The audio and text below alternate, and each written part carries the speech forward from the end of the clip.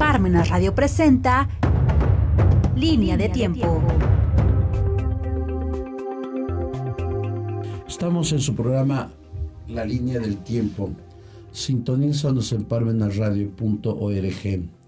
Su servidor, el padre José Luis Bautista González. Dentro de la fe católica, desde el pasado domingo 1 de diciembre, hoy estamos ya a jueves 5 de diciembre, estamos celebrando un nuevo año litúrgico que inicia con el tiempo de Adviento. Durante varios siglos dentro de la Iglesia Católica, hasta la irrupción del Concilio Vaticano II, cada año se le llamaba año cristiano. De hecho, todavía en el siglo XX se editaban 4 tomos, se llegaron a editar hasta 5 tomos grandes de Crozant, el autor, y se llamaba Año Cristiano. Es decir, antes del Concilio Vaticano II, la liturgia, aunque había momentos grandiosos como la Navidad y la Pascua, giraba todo en torno a la vida de los santos, por eso se llamaba Año Cristiano. Y precisamente en esos 4 tomos de Crozant, pues se repasa la vida de todos los santos abundantemente. Pero hubo un famoso francés benedictino que se llamó Don Próspero Guéranger, y él a mediados 1850-1875 llevó a cabo una monumental obra que intituló Año Cristiano en varios tomos, que por cierto, si no la encontramos en PDF, hoy podemos encontrarla en YouTube como si fuera un audiolibro. Y él concibió la idea de cambiarle de año cristiano a año litúrgico, por lo que implicaba en lo sustancial que era la celebración del gran misterio pascual: encarnación, vida oculta, vida pública, pasión, muerte, resurrección y ascensión. Esto lo propuso a la Iglesia en el siglo XIX. Fue hasta el pontificado, después de concluir la Segunda Guerra Mundial, del Papa Pío XII con la Mediator Dei en el año 1947, cuando el Papa consideró pertinente cambiarle de año cristiano a año litúrgico. Pero fue hasta el Concilio Vaticano II, en tiempo de la primera sesión que encabezó el Papa Juan XXIII en el año 1962, cuando en la Sacrosanctum Concilium se le dedicó todo un capítulo a llamarle ya no año cristiano, sino a llamarle ya año litúrgico. ¿Cómo se divide el año litúrgico? Desde el Adviento, Navidad, Epifanía, tiempo ordinario, Cuaresma, Pascua, tiempo ordinario, hasta solemnidad de Jesucristo, Rey del Universo. Es decir, va desde la encarnación hasta la conclusión de los tiempos con la solemnidad de Jesucristo, Rey del Universo. Por tanto, todo año litúrgico dentro de la fe católica empieza con lo que se denomina Adviento. Recuerden ustedes que muchas de nuestras palabras de la fe católica tienen su origen pues en el contexto de los usos y costumbres del Imperio Romano. Y de hecho la palabra Adviento es traducción del griego de la palabra parusía, llegada, venida, caminar juntos. La palabra Adviento se utilizaba en el Imperio Romano como Adventus. Y precisamente en el Imperio Romano se utilizaba para anunciar la llegada, la venida del César o de un representante del César que venía a imponer justicia y paz. Si recordamos, en el Imperio Romano, los arcos de triunfo, cuando uno va a Roma y visita la Roma antigua, empieza desde el Coliseo, Arco de Constantino y Arco de Tito. Precisamente los arcos representaban la llegada del César o del emisario real a un poblado, y esos arcos de triunfo quedaban a la posteridad para recordar con alegría la llegada de aquel personaje. Aún en las guerras de las Galias, Julio César habla del sentido de la palabra Adventus como la llegada de aquellos que han sobrevivido a una batalla y que sus compañeros los esperan con gozo. Este era el Adviento dentro de los usos y costumbres del pueblo romano. Pero se entiende que el Adviento, entonces, en la fe cristiana, es la llegada o venida ¿de quién? De Jesucristo, el Salvador del mundo. Por tanto, hoy no esperamos ya la venida del nacimiento de Cristo, porque Cristo ya vino. Lo que nosotros hacemos como comunidad de creyentes, celebrarlo litúrgicamente, es la llegada de Cristo dentro de la liturgia. Hay un autor famoso del siglo XI, San Bernardo de Claraval, que decía: reconocemos tres venidas de Cristo. La primera venida, Jesucristo entre los hombres; la segunda venida, Jesucristo sobre los hombres; y la tercera venida, Jesucristo en los hombres.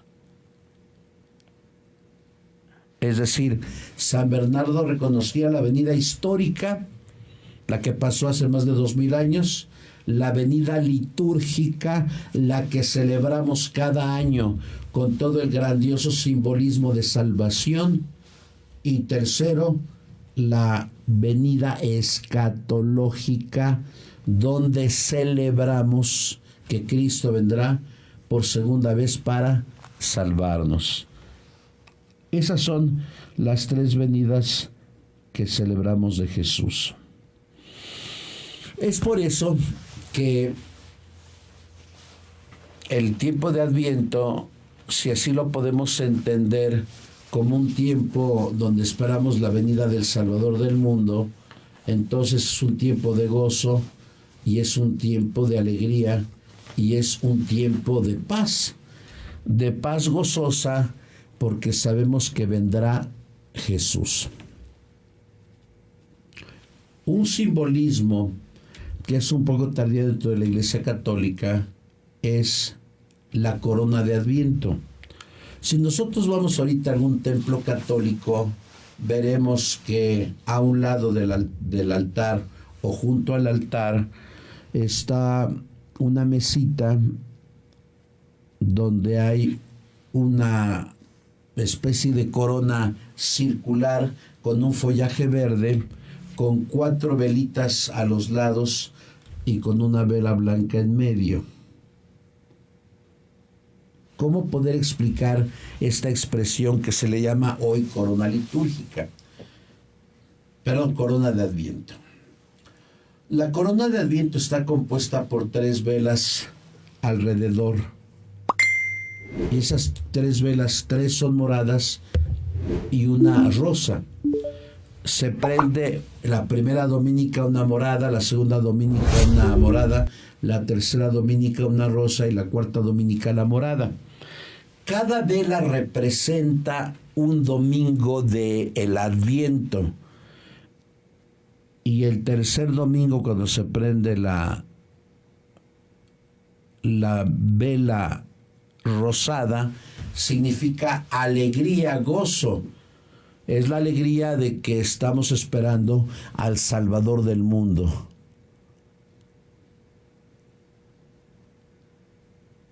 Y que lo esperamos gozosos. En algunos lugares ponen una vela blanca en medio que simboliza la llegada de Cristo. Y por eso en algunas parroquias no solamente está el árbol de Navidad o el nacimiento, sino continúa la corona de Adviento, no solamente prendida con las 4 velas, sino con la vela del medio que simboliza que Cristo está ya en medio de nosotros. Ese es el significado de la corona de Adviento. Ahora, ¿por qué el verde? Porque el verde es el verde de la esperanza. En todas las culturas del mundo, el color verde simboliza la esperanza, en especial en la cultura occidental. ¿Y por qué la esperanza? Porque la esperanza nunca muere y porque sabemos que la esperanza nos va a llegar precisamente al conocimiento más grandioso de nuestro Señor Jesucristo. Un conocimiento que nos ayuda a entender el sentido de nuestra vida siempre en relación con los demás. Pero el color verde significa que la última acción donde el ser humano tiene que reivindicarse es con Dios. Por eso se llega a afirmar lo siguiente: si la esperanza no defrauda, Romanos 5:5, la esperanza nunca tiene que morir en la vida del ser humano. Puede haber adversidades, puede haber sufrimientos, puede haber problemas, puede haber malestares, pero nunca olvidar que si en la esperanza, indudablemente el ser humano caerá en depresión, en tristeza o en ansiedad. Ahora este follaje recorre un círculo y el círculo representa el amor de Dios. Ya lo decía el profeta Isaías, una de las lecturas que se proclama en la vigilia pascual: el amor de Dios es eterno. Por eso es circular, es un amor ilimitado, es un amor universal, es un amor que no tiene ningún límite. Y así es el amor con que el Señor nos ama a cada uno de nosotros. Por eso la corona de Adviento nos ayuda a entender el sentido tan profundo de este tiempo. Ahora, ante esto que yo estoy explicando, podemos entender la grandiosidad de este tiempo y la certeza de saber que el Señor nos llama precisamente a vivir una nueva situación de vida ante el tiempo de Adviento. ¿Y de qué forma tenemos que vivirlo? Indudablemente aprovechando cada día como si fuera el último día de nuestra existencia. De hecho, uno de los ejes del tiempo de Adviento es la espera. ¿Y qué es la espera? La espera que vendrá el Salvador a rescatarnos de nuestras incertidumbres, de nuestras calamidades. La espera de saber que Él vendrá cuando Él así lo disponga, pero que nosotros tenemos que hacer lo posible por saberlo esperar. Es decir, que no nos agarre las ansias de saber que Él vendrá por nosotros para rescatarnos totalmente. Había comentado que el tiempo de Adviento tiene 2 momentos importantes. Desde la primera dominica hasta el 16, donde el profeta dominante es Isaías, San Juan Bautista y la Virgen María. y desde el 17 hasta el 24, que se le llaman las ferias del Adviento, donde se proclama como primera lectura y como evangelio textos próximos al acontecimiento del nacimiento del Salvador.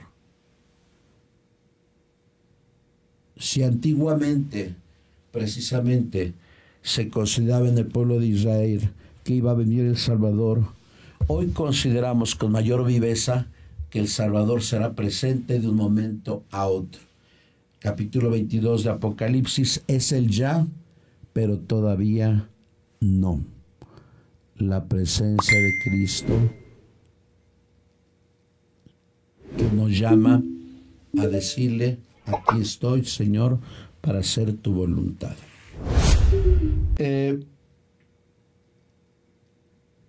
Aquí en México, del 17 al 24, desde el siglo XVI, un padre agustino, el famoso padre Soria,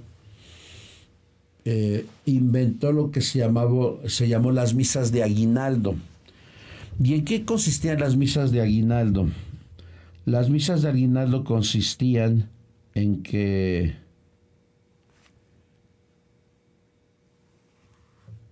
los fieles eran llamados a una catequesis de Adviento y de Navidad.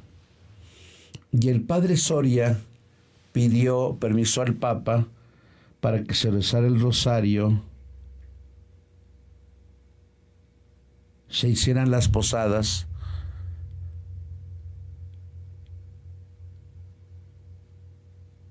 y se hiciera aguinaldos.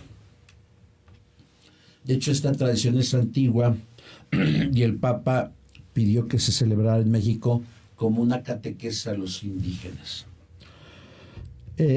Algo que yo les podría aconsejar es que tomen el libro de Su Santidad el Papa Benedicto XVI, que se llama La Infancia de Jesús. Y la Infancia de Jesús lo que hace es recorrer los acontecimientos más importantes en la vida de la Iglesia, pero en tiempo en que la Iglesia no había sido constituido por Jesús. Es decir, la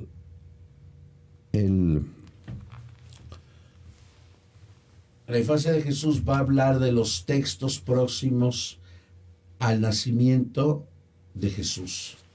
Recuerden ustedes que en los evangelios canónicos, Mateo, Marcos y Lucas, recogen la infancia de Jesús, Mateo en el capítulo 1 y 2 y Lucas en el capítulo 1 y 2.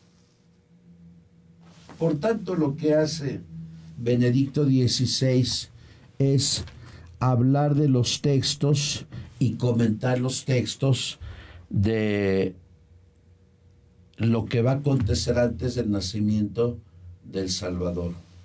Entonces sería interesante que ustedes lean la infancia de Jesús, que lean los textos de Mateo 1 y 2 y Juan y Marcos 1 y 2 y traten de enriquecer la comprensión del texto bíblico a través de la explicación que va a dar el Papa Benedicto XVI. Yo estoy seguro que ustedes lo leen, van a interpretar mejor estos textos de Mateo y de Lucas. Eso lo podemos hacer como una actividad propia. Y otra actividad propia que podríamos hacer es colocar, yo creo que desde principios de diciembre, el árbol de Navidad, colocar el nacimiento, y yo creo que con la catequesis que des a tu hijo, a tu hija, pues esto va a interesar más dentro de las tradiciones que tenemos aquí en México. Pues este tiempo de Adviento es la espera gozosa de la gracia del Salvador del mundo.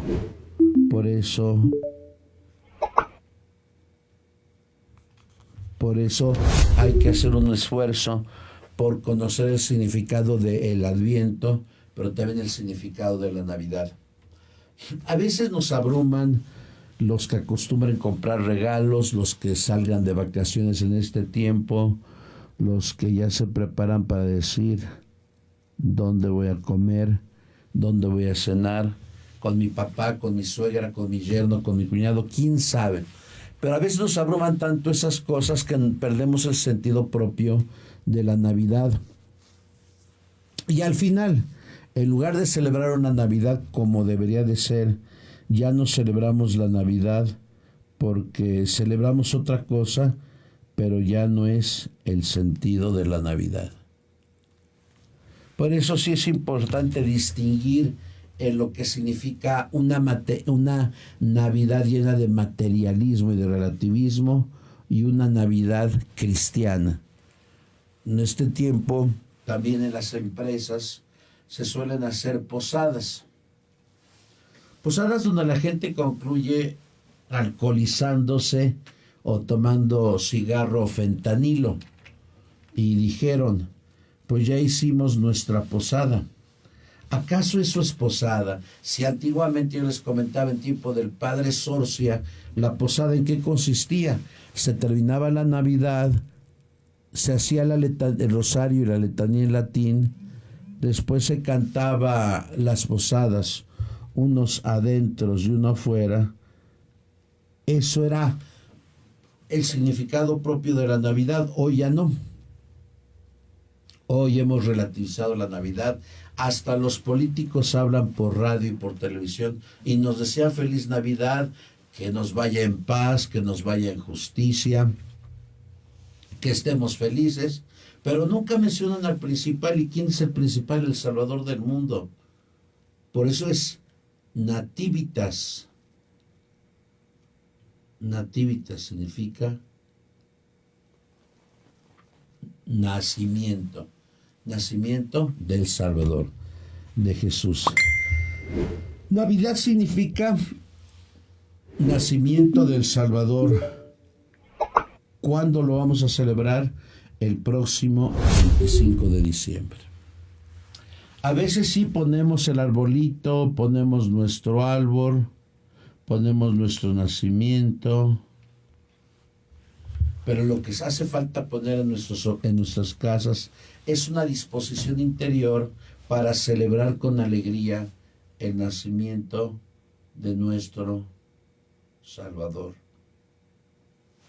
Pues que el Señor nos conceda las gracias pertinentes para poder celebrar con alegría el nacimiento del Salvador, pero que en especial nos dé la luz que tanto necesitamos para vivir esta realidad que solamente se conoce por la fe. Porque solamente viviendo estas realidades a través de la fe vamos a dar pruebas que sean más gratificantes para la vida del ser humano y podamos así dar testimonio de fe. Así sea. Muchas gracias.